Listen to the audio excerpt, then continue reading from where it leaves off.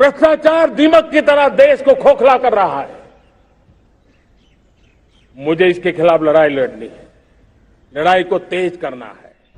8 साल बाद भी भ्रष्टाचार पर भाषण, वाह मोदी जी वाह।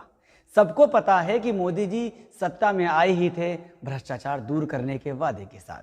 विदेश में रखा काला धन 100 दिन में लाना था और नोटबंदी के बाद 50 दिन में सपनों का भारत बनना था। यही नहीं, नियत पर किसी को शक हो तो किसी भी चौराहे पर बुला लेना था।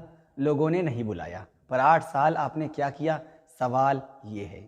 8 नवंबर 2016 के बाद जब आपने पूरे भारत को 500, 1000 के नोट बदलने के लिए लाइन में खड़ा कर दिया और तब इसी को भ्रष्टाचार दूर करने का एकमात्र उपाय बताया था। इससे आतंकवाद ही नहीं खत्म हो रहा था, वेश्यावृत्ति भी रुक रही थी, आपने कहा था।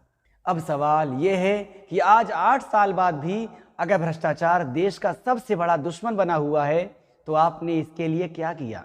तेज प्रताप यादव ने सीमा सुरक्षा बल बीएसएफ में भ्रष्टाचार का पर्दाफाश किया तो आपने एक शब्द नहीं कहा, लेकिन सिस्टम को उन्हें पागल घोषित करने दिया और उन्हें बर्खास्त कर दिया गया। अब हाल ही में यूपी पुलिस के एक जवान ने खराब खाने की शिकायत की तो अजय सिंह बिष्ट यानी योगी आदित्यनाथ जी के नेतृत्व वाली आपकी डबल इंजन वाली भाजपा सरकार ने समस्या का समाधान करने के बजाय उन्हें लंबी छुट्टी पर भेज दिया।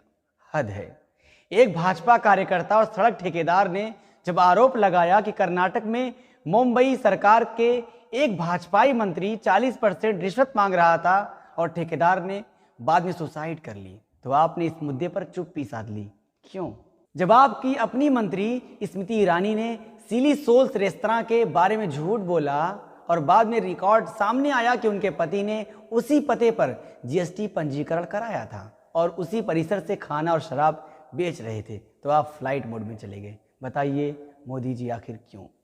झारखंड में एक अफसर के पास लाखों की नकदी मिली और गृह मंत्री के साथ उसकी पुरानी तस्वीर शेयर करने वालों को तो गिरफ्तार किया गया, पर यह नहीं बताया गया कि उसने इतने पैसे कमाए कैसे। ठीक है कि पकड़ी गई और कार्रवाई चल रही है, लेकिन दूसरे दलों के जो आरोपी वॉशिंग मशीन पार्टी में शामिल हुए उनके बारे में कब बोलेंगे?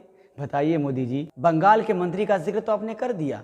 आर्यन खान की गिरफ्तारी वसूली के लिए होने की चर्चा थी, मामला नहीं बना और 22 दिन उसे जेल में बिला वजह रखा गया। क्या इसकी जांच नहीं होनी चाहिए? जिम्मेदार लोगों पर कार्रवाई नहीं होनी चाहिए? हुई, सुनिश्चित हो गया कि आगे ऐसा नहीं होगा। प्रधानमंत्री जी, यह समय चिंता जताने का नहीं, यह बताने का था कि आपने क्या क्या किया है। जब राफेल में 30,000 करोड़ के ऑफसेट अनुबंध का आरोप खुले तौर पर लगा तो आपने चुप रहना चुना और सीलबंद लिफाफों का इस्तेमाल करके रंजन गोगोई द्वारा सौदे की जांच की और सीएजी के सौदे का ऑडिट नहीं कराने के लिए कहा। बाद में रंजन गोगोई को राज्यसभा का सदस्य बना दिया। भ्रष्टाचार मुक्त भारत के लिए तब आपकी प्रतिबद्धता कहाँ थी? मोदी जी, आप भ्रष्टाचार खत्म करने आए थे, आप गरीबी मिटाने आए थे, आप महंगाई खत्म करने आए थे। मोदी जी, आपको याद नहीं है? इसी तरह सरकार से सवाल पूछने के लिए देखते रहिए NIN।